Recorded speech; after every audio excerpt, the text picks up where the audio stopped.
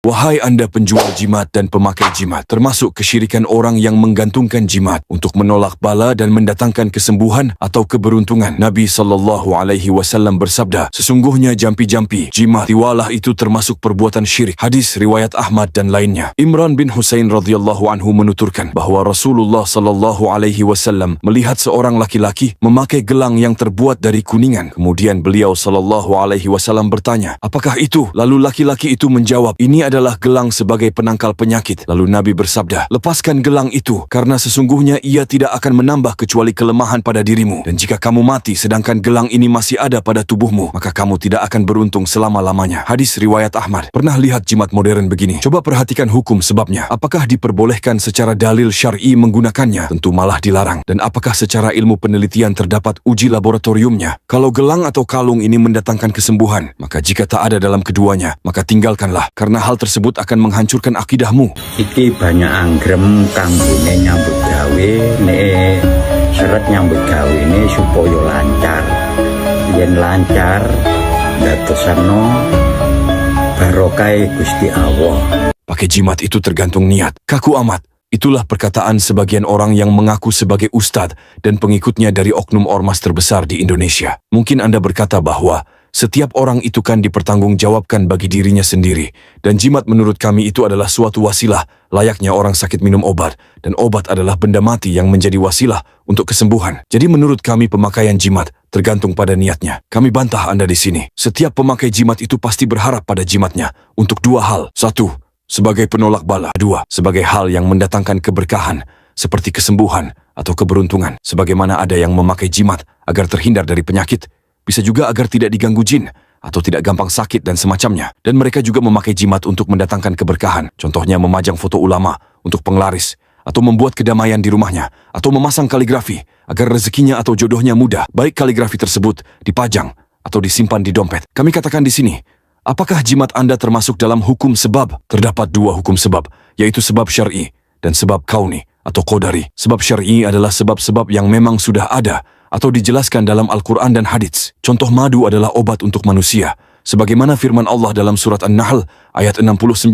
maka sebab syar'i Anda ketika sembuh adalah dengan madu yang sudah Allah izinkan madu sebagai obat. Atau taqwa adalah penyebab Allah turunkan rizki yang terdapat dalam surat At-Talaq, dan inilah sebab syar'i. Lalu selanjutnya sebab qadari atau kauni. Sebab kauni adalah hukum sebab yang memang sudah ada dalam ilmu penelitian, menurut ahlinya yang sudah diteliti dalam laboratorium dan sudah tersertifikasi secara ilmiah. Contohnya, minum obat dengan komposisi yang halal adalah sebab Allah turunkan kesembuhan. Nah, itulah kaedah hukum sebab. Sekarang apakah jimat Anda termasuk yang ada dalam hukum sebab?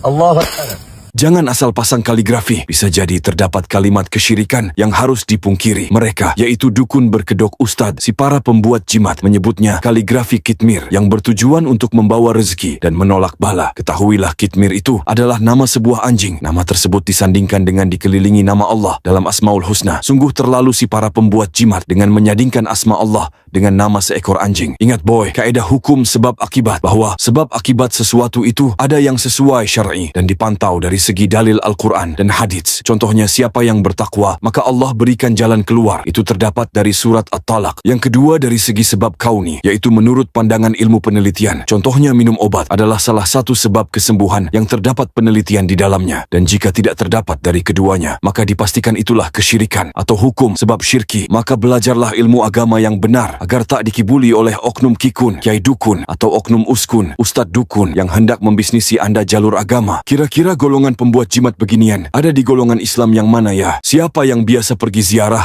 namun pulangnya beli beginian? Ya, katanya sih untuk ketentraman di rumah atau sebagai pelindung rumah dari bencana, dan ada juga yang mengatakan sebagai penarik rezeki. Maka jangan dibeli karena Anda sudah dibohongi. Nyatanya, jika hal itu bermanfaat untuk menarik rezeki, kenapa tidak dipakai saja untuk si penjual barang ini? Ingatlah, sesungguhnya Allah, Dialah Maha Pemberi rezeki yang mempunyai kekuatan lagi sangat kokoh. Surat Az-Zariyat ayat 58. Tapi bang, kan jimat atau wafak ini sebagai wasilah mendatangkan rezeki.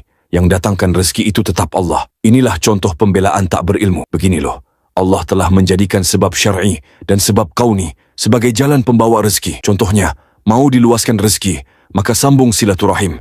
Diriwayatkan hadis Bukhari. Dan mau ditambah rezeki, maka bertawakal dan bertakwa disebut surat At-Talaq. Dan sebab kauninya adalah mau dapat rezeki maka bekerja. Itulah sebab datangnya rezeki. Namun nyatanya, abang-abang jimat ini hanya mengakali orang-orang yang mudah dibohongi agar dagangannya terbeli. Pantas saja dukun dipanggil orang pintar. Lah, ternyata yang mendatanginya adalah orang bodoh. Tenanan kui, baju abang. Para sahabat lebih memilih wafat daripada sembuh dengan jimat. Dari Isa bin Abdurrahman ia berkata, kami menemui Abdullah bin Ukaim sementara ia sedang sakit, lalu kami menjenguk beliau. Maka salah seorang mengatakan kepada beliau, coba engkau menggantungkan sesuatu, semisal azimat untuk kesembuhan. Maka beliau berkata, aku menggantungkan sesuatu, lebih baik kematian itu dekat daripada menggantungkan hal itu. Sedangkan Rasulullah SAW bersabda, barang siapa yang menggantungkan sesuatu, maka akan disandarkan kepadanya. Maksudnya akan dijauhkan dari rahmat Allah. Hadis riwayat Ahmad dan Tirmidzi. Ingatlah saudaraku, menggantungkan jimat adalah perbuatan syirik. Bahkan keluarga Abdullah bin Mas'ud pun menolaknya tanpa pandang bulu. Mau itu jimat bertulisan apapun, maka ia membuangnya dan mengucapkan apa yang Rasulullah SAW katakan. Sesungguhnya jampi-jam, tamimah atau jimat dan tiwalah atau pelet adalah syirik. Hadis Ahmad dan Abu Dawud. Bahkan Imam Ahmad meriwayatkan kisah dari Ruwaifi radhiyallahu anhu. Rasulullah SAW pernah bersabda kepadanya, hai Ruwaifi, semoga engkau berumur panjang. Oleh karena itu sampaikanlah kepada orang-orang bahwa barang siapa yang menggulung jenggotnya atau memotongnya atau memakai kalung dari tali busur panah, para ulama menjelaskan sebagai jimat perlindungan, maka sesungguhnya Muhammad berlepas diri dari orang tersebut. Demi Allah, tinggalkanlah jimat-jimatmu, hancurkan dan bakarlah baik jimat benda pusaka dari leluhurmu ataupun yang kau beli dari dukun berkedok ustad, kiai atau habib palsu, karena semua itu bisnis mereka yang merusak akidahmu. Maaf nih kalau Wahabi mematikan pekerjaanmu.